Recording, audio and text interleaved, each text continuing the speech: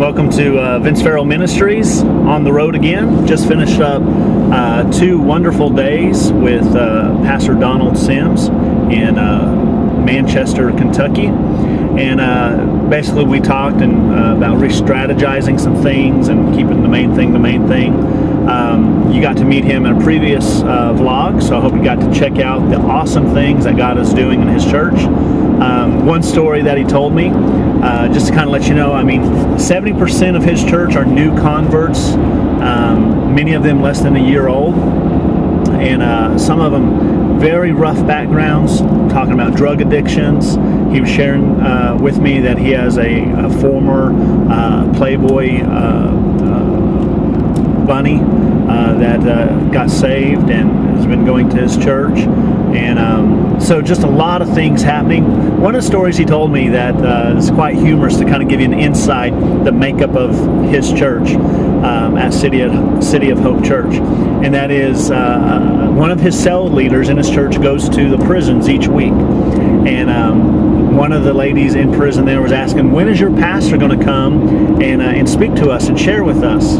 So she was relaying this to Pastor Donald, and she told him, she goes, it'd be good for you to go, they're requesting you, but don't go this week because a couple more of your church members are in there. And so, it's he says, that's just where we're at.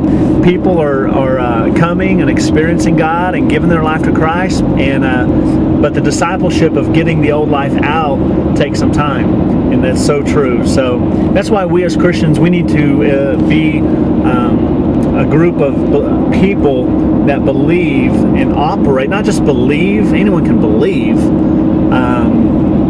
but truly operate out of a mindset of ushering in and helping people have a second chance. I do want to share with you, because in the last vlog I shared about the subject of rethinking church. And one of the things, here's a life truth, and that is this: things naturally grow complex. Everything in life naturally grows complex. Think of it as church organizations. The bigger the church gets, the more complex, more structures have to be put in place, more management ideas. And because the bigger things get, the more complicated they become. My wife's family, for example, one man and one woman got married 50 years ago. And from a single relationship, one man, one woman, from that, 8 children, dozens and dozens of grandchildren, dozens of great-grandchildren. So the family in itself has grown very complex. Over time, things grow complex. That's just a fact of life. And so what we as leadership, those of you that are pastors or in leadership in churches, you've got to decide, as things grow complex, do you want to A, work hard at managing the complexity, or B, work hard at keeping the main thing the main thing? Because it is hard to keep the single focus and vision of what you do as a church the main thing. Because the problem is, it's very tempting to say yes to a lot of good things. Think about it. It's easy when an idea is brought up of, hey, we should do this in our church, or we should have this. Hey, we should start a Christian school. Well, Christian schools are awesome. Christian education is fantastic. Why not? Well, because is that what God's called you to do? Is that the main vision of your church? If it is, then do it. If it's not, then don't. And the problem is, of saying no, you're saying no to a good thing. And in that lies the problem. And that's why we have many churches doing multiple amounts of ministry, because it's a good thing to have this and to have that and to have a choir and to have youth and to have, those are all good things. None of them are bad.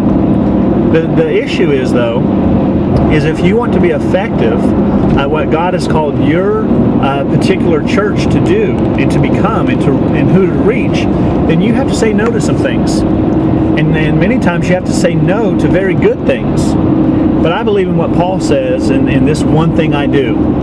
And so I'd encourage you to think and pray about those thoughts and ideas, because your church over time, as it grows, it will grow complex. And you have to decide, do I want to work really hard at managing the complexity of this thing?